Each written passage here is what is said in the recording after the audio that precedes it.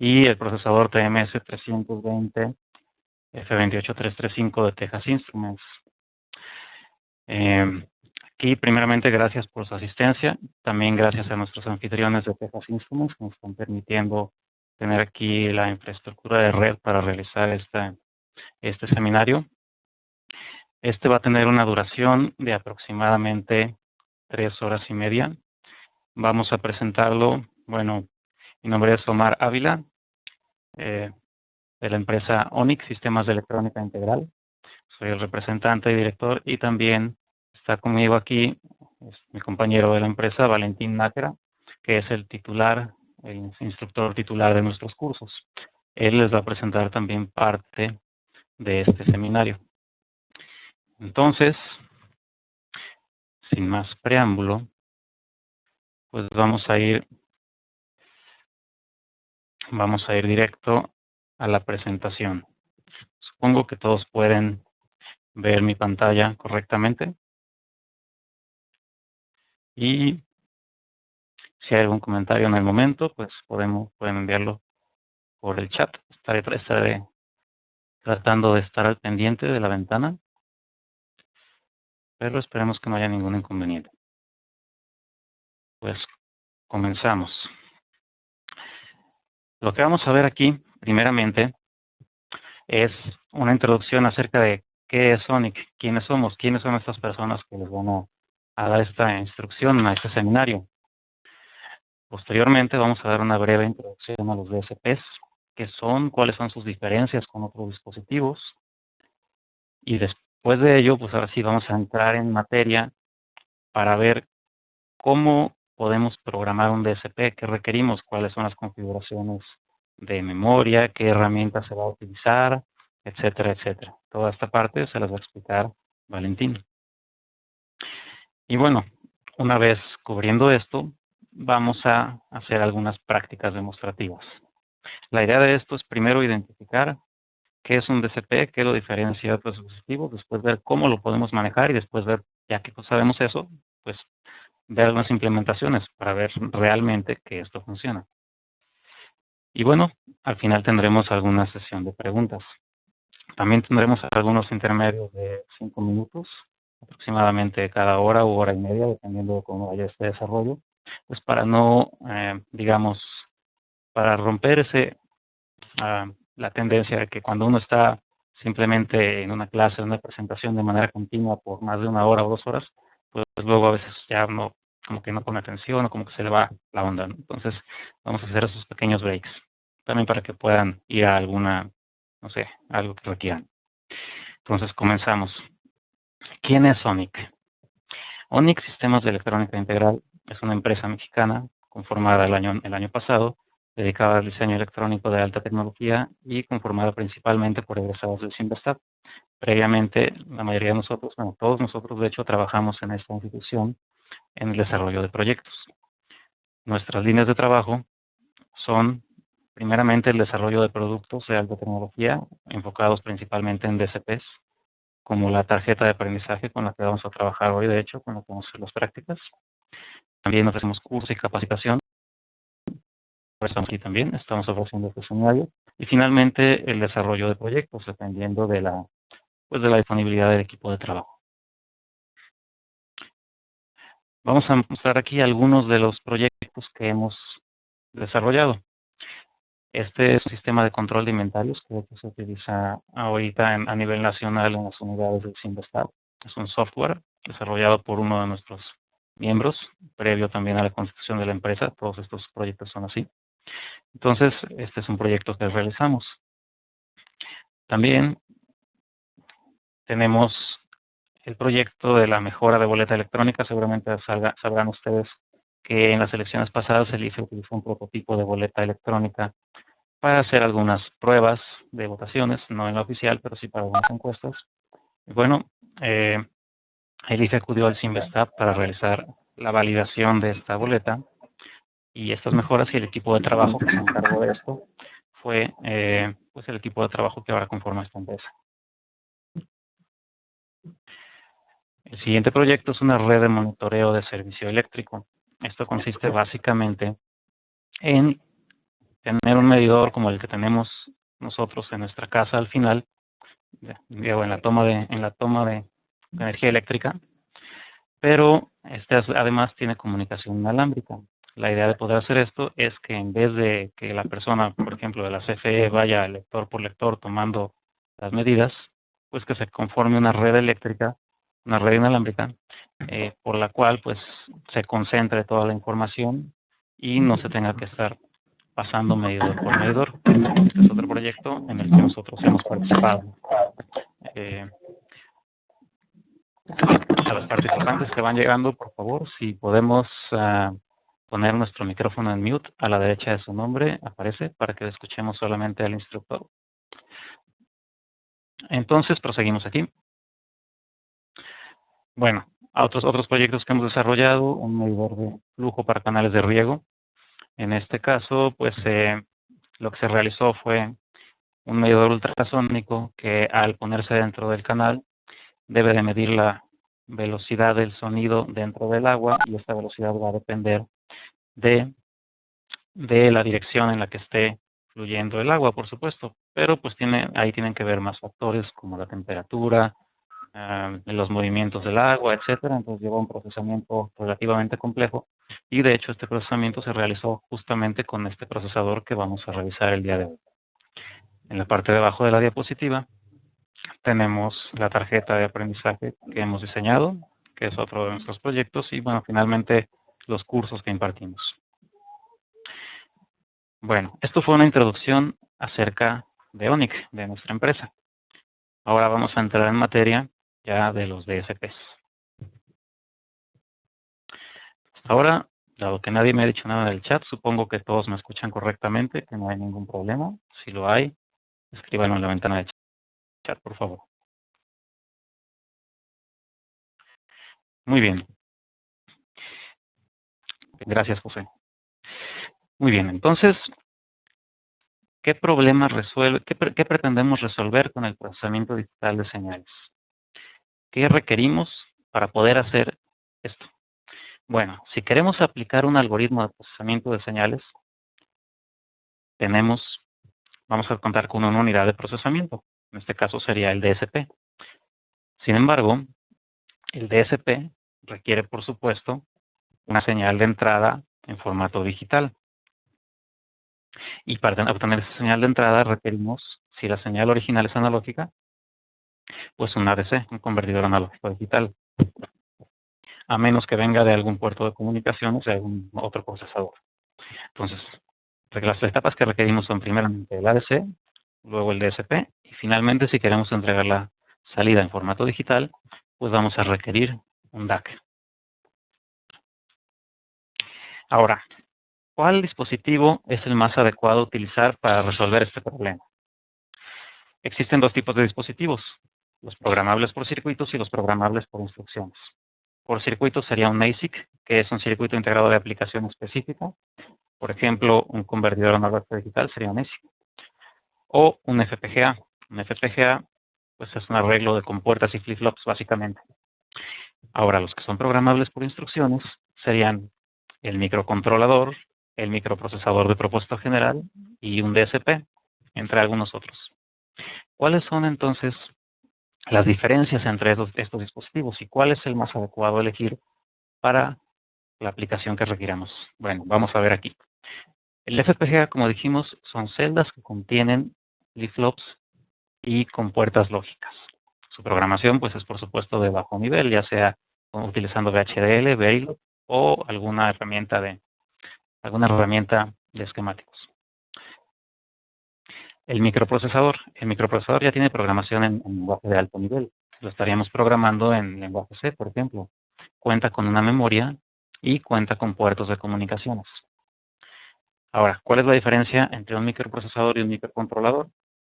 Pues básicamente que el microcontrolador tiene periféricos de control, los que, por ejemplo, PWMs, ADCs, etc. Pues nos permite controlar otros dispositivos. Y finalmente, un DSP. Un DSP podría ser algo muy similar a un microcontrolador, pero tiene dos módulos que hacen la diferencia, que son un módulo llamado MAC y un módulo llamado DMA. que vamos a ver en unas diapositivas más adelante de qué se trata. Ahora, aquí tenemos una tabla comparativa de las ventajas y diferencias entre los dispositivos. Los FPGAs, sus ventajas es, bueno, dado que estamos haciendo los arreglos a nivel de compuertas y flip-flops, pueden realizar cálculos matemáticos muy rápidos. También pueden ser muy buenos para sintetizar periféricos, es decir, estamos construyendo desde lo más básico. Pues podemos hacer algún circuito orientado a lo que nosotros queramos hacer y pues a diseñarlo para que sea una velocidad, para que trabaje a una velocidad muy alta. Entonces, en cuanto a velocidad, para el procesamiento de señales, pues puede ser muy bueno, si ese es el factor importante. Un microprocesador, digamos que su procesamiento, su desempeño en cuanto a procesamiento de señales es regular. Por ejemplo, un procesador de nuestras computadoras, dado que no está orientado a eso, sino a cargar sistemas operativos, etcétera, y atender demasiado, y atender muchas tareas al mismo tiempo, pues no va a realizar tan rápido algún procesamiento de señales en tiempo real. Ahora, el microcontrolador, dado que también es el dispositivo quizá que abarca más ramas de la electrónica y tiene también demasiados periféricos y módulos de control, pues también su desempeño va a ser pobre generalmente, dependiendo del procesador, pero generalmente no va a ser tan bueno el microcontrolador para procesamiento de señales, tanto por la frecuencia a la que trabaja como porque también está orientado a controlar muchos módulos al mismo tiempo. Ahora, la ventaja de los DSPs es que tienen arquitectura optimizada para el cálculo de los algoritmos de procesamiento digital de señales. Cuentan con un compilador eficiente y algunos cuentan incluso con sistemas operativos para el manejo de tareas. Sus aplicaciones pues, pueden ser en sistema de control de tiempo real, infraestructura de telecomunicaciones, módems, multimedia, etc. Entonces, ahora sí, aquí viene la diferencia importante de los DSPs con los demás dispositivos o con un microcontrolador. Yo les dije hace un momento que quienes hacían la diferencia eran una unidad llamada MAC y una unidad llamada DMA. ¿Qué es la MAC? MAC significa Multiply and Accumulate en inglés, que lo que hace es implementar por hardware la multiplicación y acumulación, es decir, multiplicar y sumar.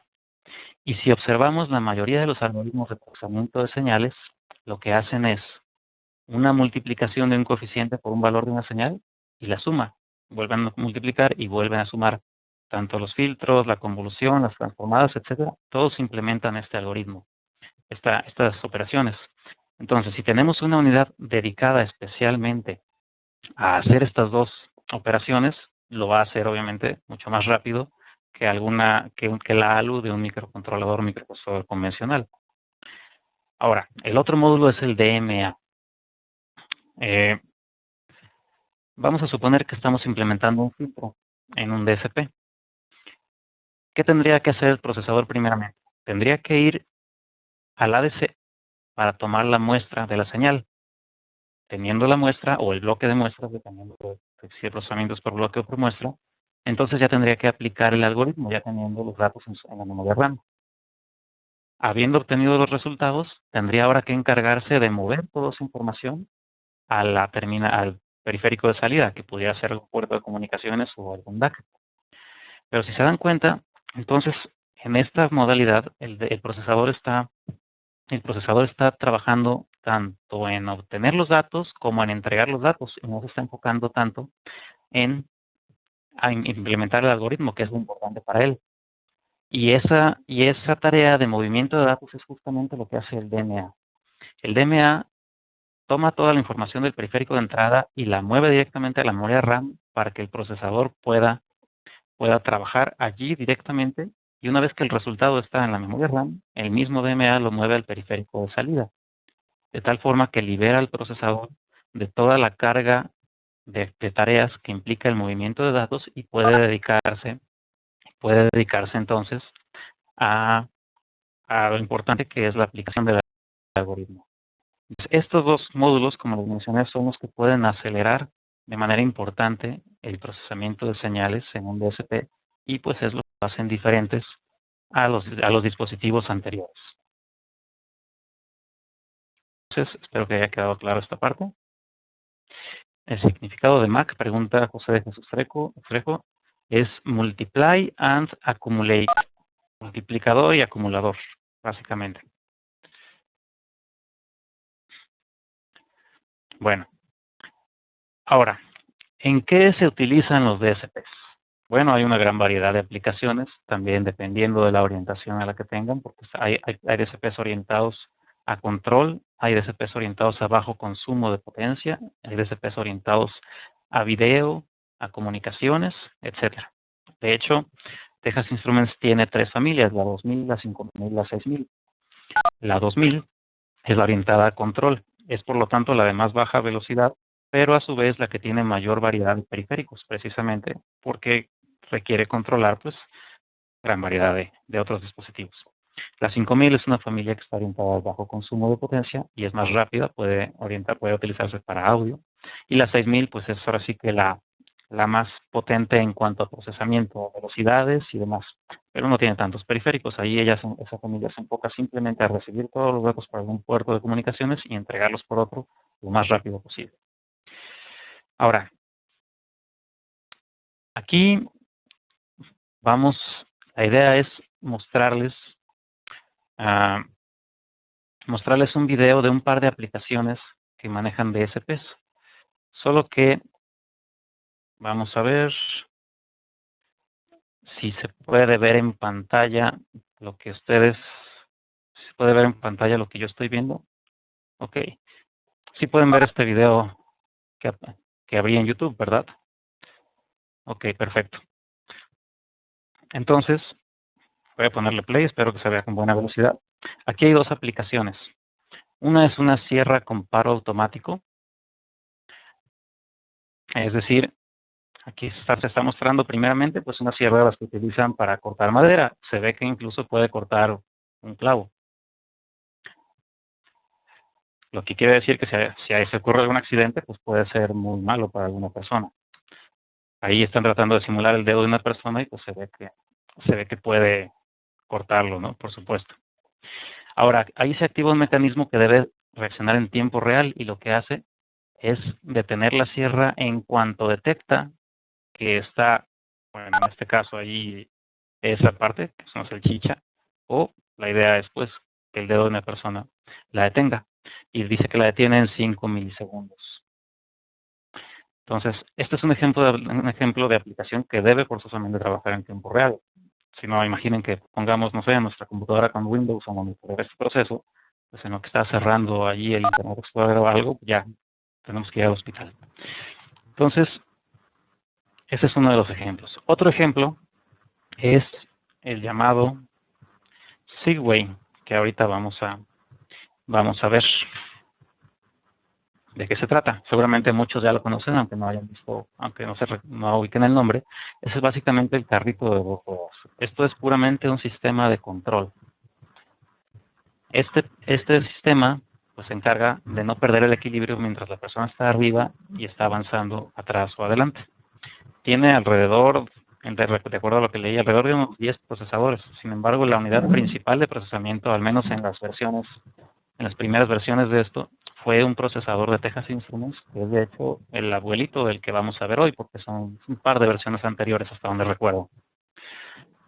Entonces, pues este es otro tipo de aplicación que podemos lograr si sabemos utilizar bien los DSPs.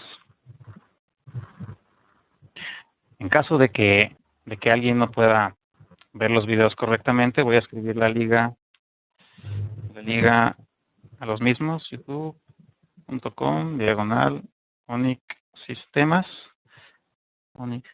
En esa parte es el canal de YouTube y allí podrían consultar ese video. Pero ahorita vamos por partes. El importante ahorita era este. Regresamos a la presentación. Ahora, lo que sigue es entrar en materia en la programación del DSP. Para eso, pues voy a dejarlos aquí con mi compañero Valentín Nájera, el instructor del curso, y pues él va a poder explicarles ahora sí que a mayor profundidad ya sobre el código, etcétera, etcétera, cómo se manejan estos dispositivos. Entonces, pues los dejo con él.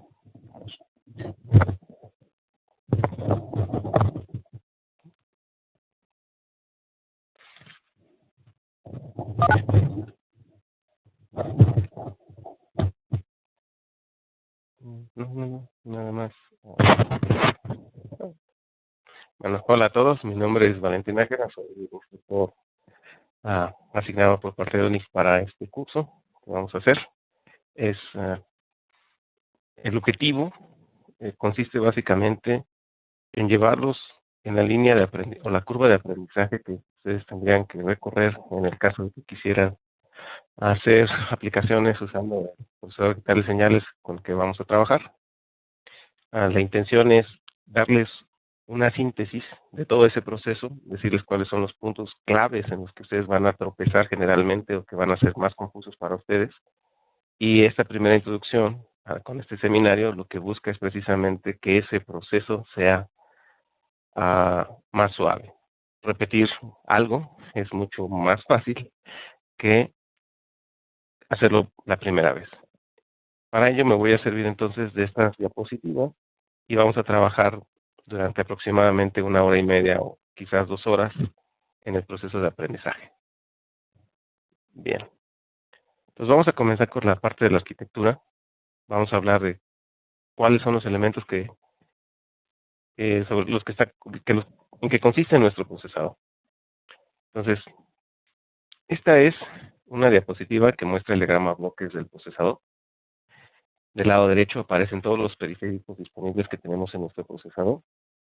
Esos periféricos son el PWM, que es la modulación por de pulso, el módulo de captura, el módulo de codificación de cuadratura, el ADC, el perro guardián, y después viene un bloque que consiste de todos los periféricos de comunicaciones. El CAN, que es un protocolo utilizado ampliamente en la industria automotriz de comunicaciones, para hacer comunicación entre los diferentes dispositivos electrónicos en ambientes altamente ruidosos debido al proceso de ignición del motor. Luego tenemos un protocolo muy conocido en la industria para ADCs, memorias, que es el I²C. Luego tenemos el SSI, que prácticamente es como el puerto universal serial. Luego tenemos otro estándar que es el SPI. Y finalmente un estándar propuesto por Texas Instruments, que es el MAC-10. Entonces, todos estos periféricos tienen que convivir en conjunto con el CPU. El CPU consta de 32 registros auxiliares que le ayudan o le permiten hacer más eficiente el proceso de ejecución de una instrucción. Después tenemos un multiplicador de 32 bits que nos permite hacer multiplicaciones, una sola multiplicación de 32 bits o hacer 2 multiplicaciones de 16 bits simultáneamente. Una unidad aritmética lógica capaz de hacer instrucciones atómicas, es decir, una vez que se inicia esta instrucción es imposible detenerla. Va a leer el dato, modificar el dato y escribirlo, y finalmente es cuando termina el proceso y se puede interrumpir la operación de la unidad aritmética lógica. Una unidad de punto flotante embebida en hardware, es decir, este dispositivo no emula el punto flotante, sino tiene una unidad como tal que cumple con el estándar IEEE y que es de precisión sencilla. Después tenemos temporizadores de 32 bits para el sistema. 3 de estos temporizadores pues están disponibles, aunque cuando ustedes utilizan el sistema operativo en tiempo real del sistema, un programa que simplemente lo que hace es ser el calendarizador de varias tareas, finalmente uno de esos temporizadores se va a convertir en esclavo de este programa y no estará disponible para ustedes. En el caso de que no utilicen el sistema operativo en tiempo real, pues este problema no existe. Después contamos con un dispositivo que se conoce como DMA, que tiene 6 canales, sus siglas en inglés significan Direct Memory Access o acceso directo a memoria. Es el mayordomo de la casa. El CPU es un recurso valioso para nosotros y queremos que en todo momento esté haciendo la tarea más importante, que es controlar o hacer las operaciones matemáticas correspondientes al algoritmo que nosotros estemos implementando, ya sea de control o procesamiento digital de señales, y deseamos que siempre y en todo momento esté realizando estas operaciones. Sin embargo, pues en algún punto debe atender la solicitud de los dispositivos periféricos para obtener los datos o la información que va a procesar. Sin embargo, hacer que el CPU atienda a todos estos periféricos, pues es pérdida de tiempo. Así que el DMA actúa como una especie de mayordomo. Es capaz de realizar transferencias de datos de regiones de memoria internas del procesador o hacia los periféricos sin intervención del CPU. Un ejemplo sencillo es, tenemos el ADC tomando muestras a 5 MHz y queremos procesar bloques de 500 muestras. Así que si el CPU tuviera que hacer ese procesamiento, pues tendría que ir por una muestra, ponerla en la memoria RAM, ir por la siguiente muestra y ponerla en la memoria RAM, y cuando el bloque esté completo, entonces procesarlo. Y a su vez, cada vez que está procesando un bloque, pues tiene que continuar con la transferencia de datos del ADC a la memoria. Para liberar al CPU de esa tarea engorrosa, lo que se hace es programar el DMA. Simplemente el DMA se va a encargar ahora de tomar los datos del ADC y ponerlos en la región de memoria que hayamos designado para tal uso.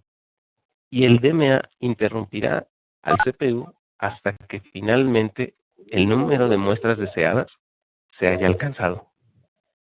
Entonces, esa es una muy buena utilidad dentro de este procesador.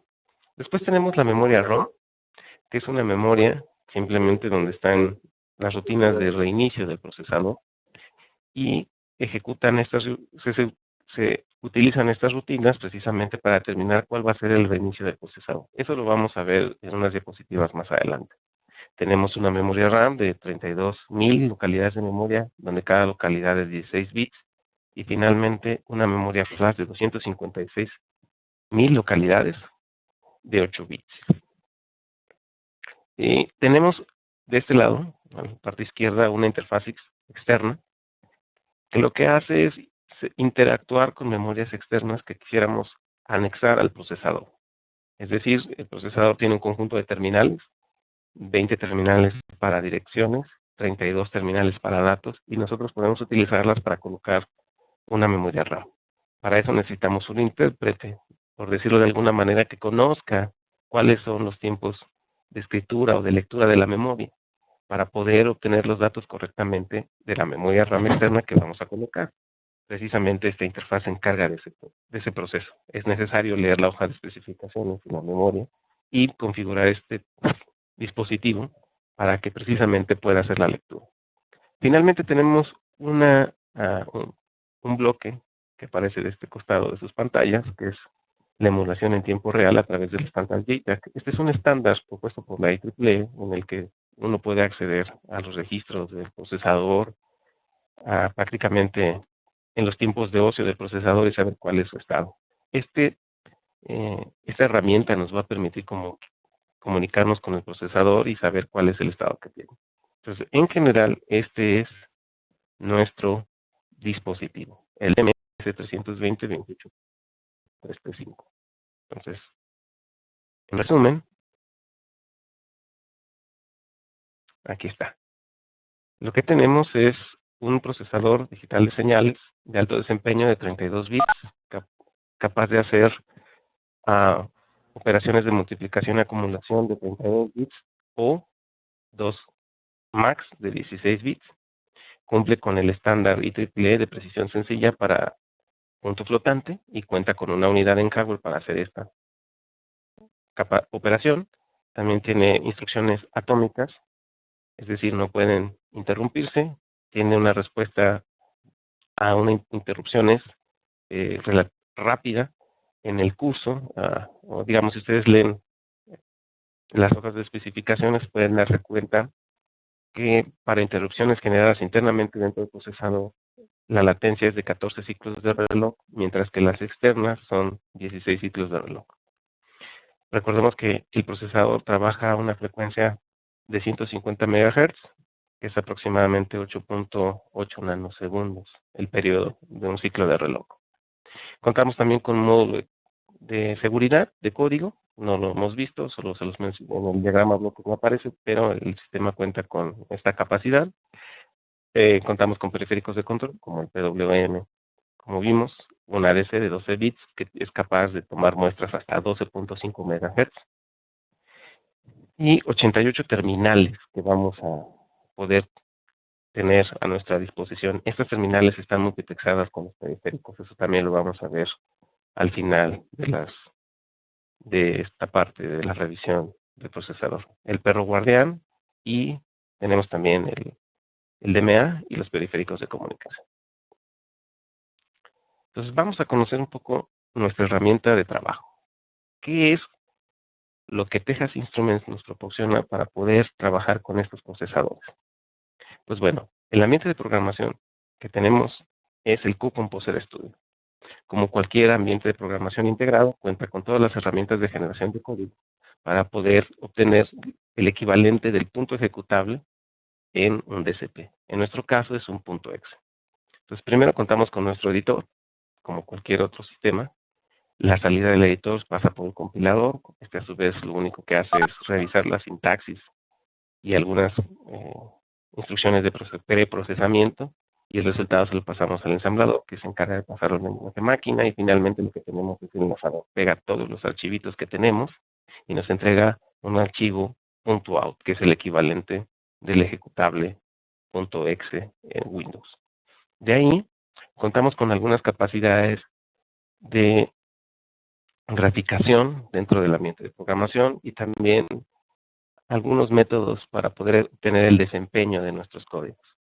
Del lado derecho de sus pantallas aparece en el cuadro café un conjunto de elementos que hacen referencia a cuáles son los posibles métodos que pueden utilizar para evaluar el desempeño de su código, o más bien para ver cómo funciona su código, si corresponde o no a lo que ustedes programaron o la aplicación está actuando como ustedes esperan.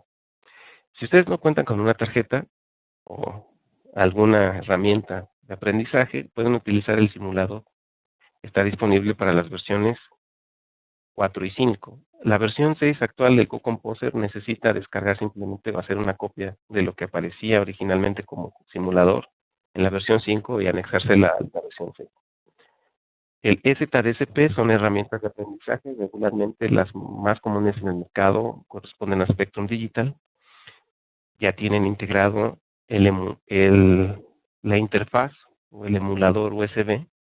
Para ustedes es transparente, simplemente conectan un cable USB a la herramienta y el otro extremo lo colocan a su computadora y automáticamente QComposer reconoce esta herramienta. Finalmente, el tercer bloque es un emulador externo.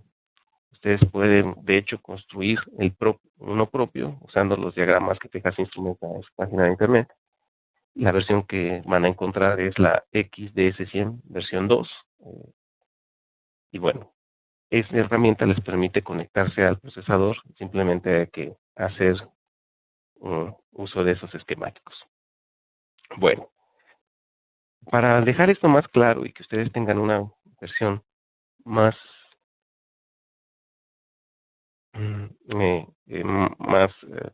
para que ustedes puedan saber de qué estoy hablando acerca del QComposer, pues vamos a hacer una práctica usando precisamente esta herramienta. Permítanme, entonces voy a cambiar la pantalla y vamos a abrir el QComposer.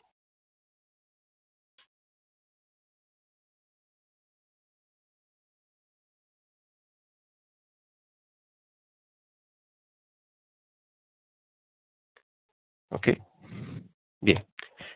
Cuando ustedes instalan y abren por primera vez el QComposer, se encontrarán con una pantalla similar a esta.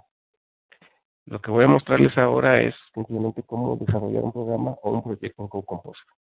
Entonces, voy a la parte de proyectos y en el menú de hacer un nuevo proyecto, doy clic. Me aparece esta ventana de diálogo. Lo que me pide es cuál es el nombre del proyecto. En este caso, lo que voy a hacer es poner Lab 0, haciendo referencia a que es nuestro primer laboratorio, y me pide el tipo de proyecto que voy a hacer. En nuestro caso es un proyecto de tipo ejecutable. Podemos también desarrollar una librería o algún otro tipo de proyecto. Voy a usar la localización por defecto. QComposer trabaja bajo la filosofía de espacios de trabajo, es decir, decido cuál es el directorio en el que voy a poner todos mis proyectos y por defecto usa esa dirección del disco duro. Si quiero cambiar la localización, simplemente puedo deshabilitar esta casilla y buscar aquella dirección en disco duro que me plazca. En este caso voy a usar la localización por defecto. A continuación, lo que voy a hacer es decidir qué familia voy a trabajar. En este caso, voy a trabajar con un elemento de la familia 2000. Texas Instruments divide sus procesadores en tres familias: 2000, 5000 y 6000. Digamos, de propósito general para el procesamiento digital de señales y la área de control. La familia más adecuada para trabajar con algoritmos de control y procesamiento digital de señales de mediana a baja envergadura es precisamente la familia 2000. Por eso es que vamos a trabajar con esta familia. Después tengo simplemente un filtro que me permite escribir una cadena de caracteres, y del lado derecho simplemente me muestra una lista de los elementos que corresponden a la cadena. En este caso, pues simplemente pues escribo la matrícula de mi dispositivo, que es el 28335. ¿Cómo me conecto con mi dispositivo? En este caso, estoy utilizando la tarjeta de aprendizaje desarrollada por ONIC. No cuenta con un emulador integrado en la tarjeta, sino que a su vez tengo mi propio emulador, y ese emulador es la versión de Texas Instruments, la versión XDC100 versión 2, y ese es el dispositivo que voy a utilizar. En este caso, pues voy a hacer un proyecto completamente vacío. Lo que quiero mostrar es las funcionalidades del CodeComposer y también explorar un poco cuáles son las capacidades del procesador, en el sentido de que cumple con el estándar ANSI-C. Entonces lo puedo ver como un procesador de una computadora originalmente. Si es así, pues lo que voy a hacer es simplemente hacer la suma de dos números y esa suma ponerla en una variable.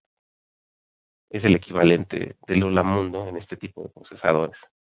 Entonces declaro tres variables, x, y, z, donde x la declaro igual a 1, y le asigno el valor de 2, y z va a ser el resultado de la suma de x más y. Como no existe un sistema operativo que recoja cuáles las eventualidades que suceden con cada una función, con las funciones que se están ejecutando, una vez que la función main se ejecute, termina su ejecución y el procesador no tiene más elementos o instrucciones que realizar. Para que el código o el procesador no termine su ejecución, pues simplemente pongo un ciclo infinito. ¿Ok? Esto es muy importante en este tipo de programación de sistemas embebidos. A continuación, lo que voy a hacer es simplemente compilar el programa. Eso lo puedo hacer de dos maneras. Vengo al menú proyecto y le pido construir todo el proyecto, o usar el acceso rápido, que sería control V. Compilo. Vamos a esperar a que termine la compilación. Ok. En la pestaña de problemas que aparece en la parte inferior, aparecen los errores y las alarmas con respecto a las salidas del procesador. En este caso me dice que pues Z nunca fue utilizada. Es una alarma sencilla. Puedo omitirla. A continuación lo que voy a hacer es conectar mi tarjeta y mi emulador con mi tarjeta y cargar el programa directamente en el procesador. Para ello puedo hacerlo de dos maneras. Puedo ir al menú de ejecución y decirle entrar a la etapa de depuración, o puedo hacerlo directamente con la tecla F11. Pues en este caso cargo el proceso, y lo que hace el CodeComposer es utilizar el emulador USB para poder grabar o descargar en la memoria RAM del procesador el programa. Una vez que termina, me indica que ya estoy en la sesión de depuración y que está listo para ejecutarse. Noten de la parte superior derecha de sus pantallas que existen dos pestañitas, una que se dice CSS Debug y otra que dice SS Edit. Simplemente son perspectivas, es decir, cuando yo paso al modo de edición, tengo un conjunto de ventanas que me permite editar el código de una forma amena. Cuando paso a la depuración, pues aquí existen otro conjunto de elementos que tengo a mi disposición con respecto a cómo el programa se está comportando.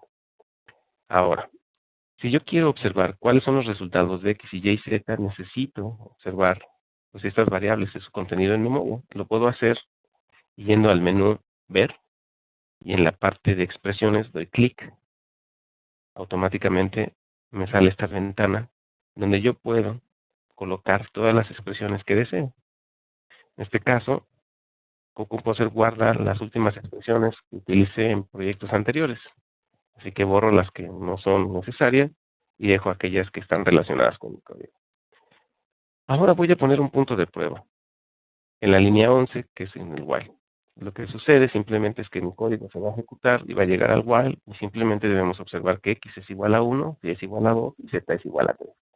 Noten que en este momento el código aún no se ha ejecutado, puesto que el apuntador de programa está en la línea 4, haciendo referencia a que va a iniciar la función main, y que X y Y tienen valores que no corresponden a los que yo estoy esperando, y Z pues tiene valor igual a 0. Ejecuto el código, y una vez que alcanzo el punto de prueba, el apuntador de programa detiene el código, se actualizan los valores de Z, X y puedo claramente observar que pues tengo el resultado esperado. Z es igual a 3, X es igual a 1 y es igual a 2. Podemos continuar haciendo un conjunto de cosas, sin embargo, lo interesante de esto es mostrarles que si dijimos o si se afirma que este procesador es de punto flotante, sin necesidad de poner alguna librería, etcétera, sino que puede funcionar como un procesador de una computadora, es decir, tiene compatibilidad con ANSI C, pues yo puedo cambiar entonces entero por flotante y poner X igual a 1.5, Y igual a 2.3 y Z forzosamente tendría que ser 3.8, si mis cuentas son correctas. No es necesario regresar a la sesión de depuración. Lo único que tengo que hacer es volver a compilar mi código, que lo puedo hacer con las teclas rápidas Control V.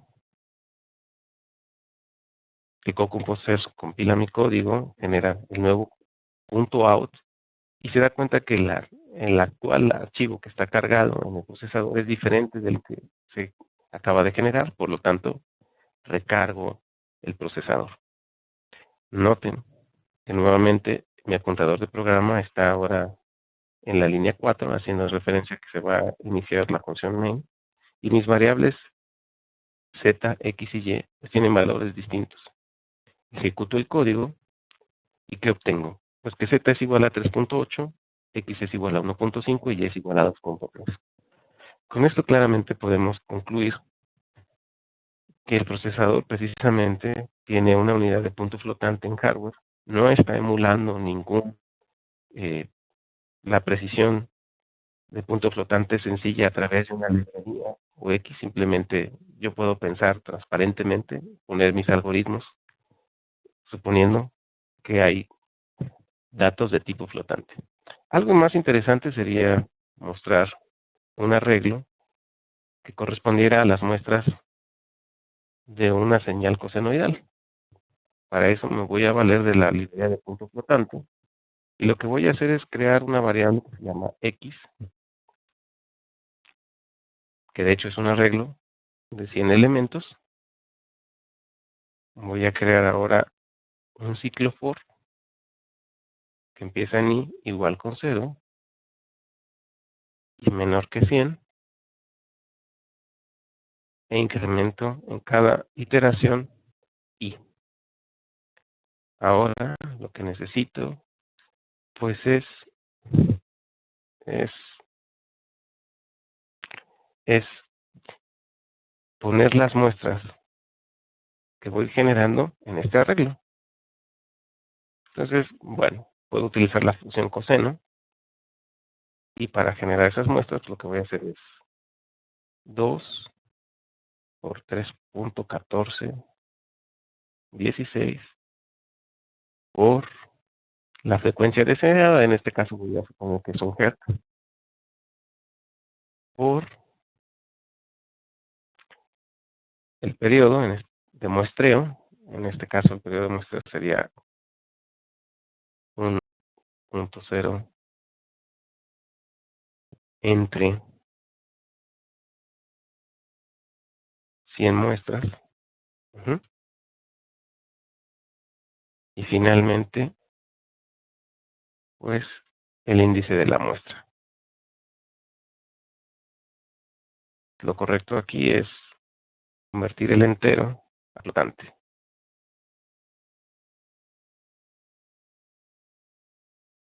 ¿Ok? Entonces, necesito forzosamente poner la librería matemática.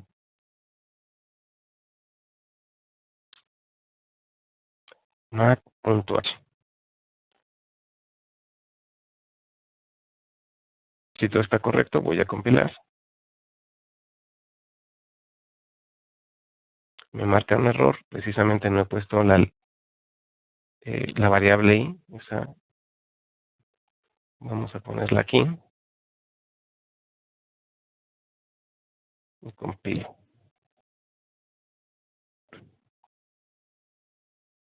Termina la compilación, cargamos el nuevo programa en la memoria RAM del sistema, ejecuto mi programa y ahora lo que tengo pues son las muestras del coseno en el arreglo XY. Como Z y Y ya no tienen nada que ver con el código, pues puedo simplemente eliminarlas. Y ahora voy a ver el contenido del arreglo X. Pues hay una tendencia que parece ser la adecuada. Empieza en 1, como es el coseno, va decrementándose, pasa por 0, tiene valores negativos hasta llegar a -1 y finalmente se decrementa hasta llegar a 0 y luego aumenta hasta 1. Pero esta forma de observar los datos es bastante engorrosa. Lo que nos permite CoComposer es poder ver esto en una gráfica. Entonces voy al menú Herramientas, en la parte de gráficas, le pido que quiera una gráfica sencilla de tiempo. Me aparece un cuadro de diálogos que tengo que rellenar con la información necesaria para que CoComposer pueda hacer la graficación. Lo primero que me pide es cuál es el tamaño del arreglo que voy a mostrar en pantalla. En este caso son 100 elementos. Después el tipo de dato que va a utilizarse como entrada, es decir, qué tipo de dato es los que contiene el arreglo X. En este caso es un arreglo de 32 bits de punto flotante. La parte del índice, el incremento del índice, el valor Q y la tasa de muestreo, en este momento vamos a dejarlo de lado. Lo que sí es importante es la dirección de inicio, en este caso es X, puesto que es un arreglo, el nombre del arreglo ya es en sí la dirección. En caso de que solo fuera una variable, tendríamos que ponerle un ampersand antes de la X. Después, si queremos que despliegue los ejes, en este caso si lo queremos, el tipo de gráfica que queremos, si vamos a usar barras o líneas, va a ser una línea. Cuántos datos queremos que despliegue la gráfica, en este caso queremos que sean 100. Y finalmente, si queremos que aparezca la rejilla, el tipo de escala que vamos a utilizar, la unidad para el tiempo que se va a desplegar. Estas opciones por defecto son las adecuadas. Damos OK y lo que obtenemos precisamente es la forma de onda de una cosenoidal correspondiente a la que escribimos en nuestro código.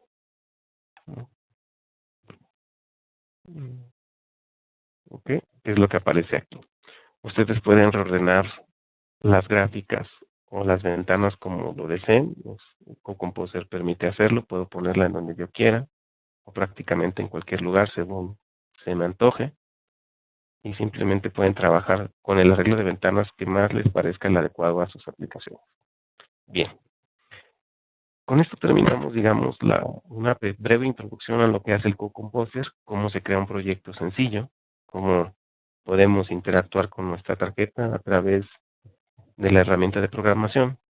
Sin embargo, noten que nuestro código, a pesar de ser muy sencillo, ya tiene un elemento importante, que es que utilizamos la unidad de punto flotante embebida en el hardware. Sin embargo, el estándar ANSI C no hace referencia a cómo poder utilizar el PWM, el ADC, los periféricos de comunicaciones, nada de eso, porque el ANSI C pues, no está pensado para estos procesadores, simplemente es un lenguaje de programación, el estándar para el lenguaje de programación C. El objetivo del seminario en esta parte es cómo desarrollamos código C que nos pueda ayudar a escribir precisamente en los registros de control de cada uno de esos periféricos. ¿Cómo le decimos a nuestro procesador digital de señales que vaya configure al DMA para que haga transferencias de datos entre diferentes regiones de memoria. ¿Cómo le decimos al ARS que obtenga datos a una frecuencia de muestreo específica? ¿Cómo le decimos al PWM que genere las formas de onda que deseamos para excitar a nuestro motor? Todas esas cosas son las que vamos a revisar en estos momentos, en esta parte del seminario. Entonces voy a dejar el co-composter de fuera y ahora voy a ir a las diapositivas. Bien. Tenemos 4 piezas que vamos a utilizar como la base de nuestros códigos para poder empezar a configurar nuestro dispositivo. La primera pieza del rompecabezas es lo que se conoce como mapa de memoria. La segunda pieza son los archivos de cabecera que nos provee Texas Instruments para poder desarrollar código en C que apunta a este tipo de procesadores. La tercera pieza es un archivo de comandos de enlazador que vamos a ver pronto. Y finalmente la inicialización del sistema. ¿Cómo llevamos al procesador a un estado conocido? Es decir, cuál es la frecuencia de operación del reloj, cuáles son las interrupciones que están habilitadas o deshabilitadas, etcétera. Entonces vamos a comenzar con el mapa de memoria. El mapa de memoria simplemente es un arreglo conceptual en donde nosotros decimos en qué direcciones se encuentran elementos que son relevantes para el procesador. Sabemos que nuestro procesador tiene 22 bits para direccionar o para 22 bits asociados a direcciones. Es decir, yo tengo 2 a la 22 menos un posible combinaciones y cada combinación representa una dirección. Entonces, ¿cómo sé qué dirección está asociada a qué? Lo que hago pues es simplemente hacer una figura como la que aparece en sus pantallas, en donde digo, bueno, la dirección 0 corresponde a una región de memoria que voy a etiquetar como M0 SARRAM y consta de 1000 direcciones. Las siguientes 1000 direcciones voy a etiquetarlas como el bloque M1 SARRAM y así sucesivamente. El bloque de memoria es interesante porque nos dice cuál es realmente la cantidad de memoria que tenemos disponible para nuestro programa y para nuestros datos. Además, indica cuáles son las direcciones de los registros de control, cuáles son las direcciones en donde yo puedo escribir o leer una memoria externa, cuáles son las direcciones en donde se escribe a la memoria flash, y así sucesivamente. Voy a hacer una revisión breve de esta diapositiva. Las primeras 1000 localidades de este mapa hacen referencia a un bloque que vamos a llamar M0 SARRAM. Las etiquetas las puso el fabricante, no son bloques que no se puedan reconfigurar, simplemente se refiere a que a un conjunto de direcciones por conveniencia le puso una etiqueta para distinguirlo de otros bloques. M0 SARRAM y M1 SARRAM corresponden a las primeras 2000 direcciones y pueden utilizarse tanto para programa o para datos. A partir de la dirección D0